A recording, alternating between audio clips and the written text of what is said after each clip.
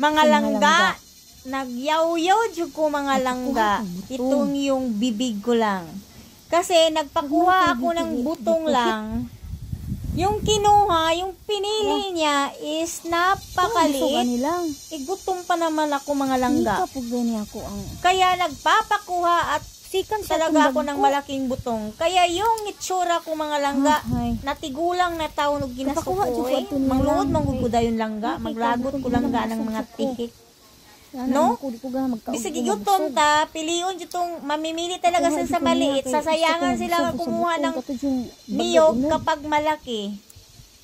Hindi ganun. No. Basta gutom na tayo, tiyan natin ay hindi tayo magdadamot. Kaya madali talaga akong magalit. No? Madali akong masasaktan sa mga tihik ba mga langga. Kamalon siyang tihik langga, madadamot talaga mga langga. Nagagalit din ako, hindi pa maganda yung mood ko kasi yung YouTube channel ko, hindi ako makapag-upload at hindi ko alam bakit ako nagkaganito. Ano ba talagang policy ko? Double na talaga.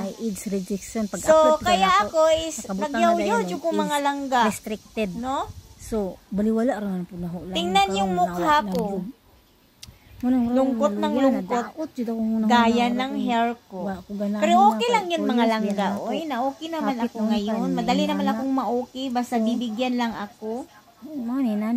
Galit talaga ako sa madadamot langga. Pag gutom tayo mga langga, kailangan talaga ito tayong gumasto para may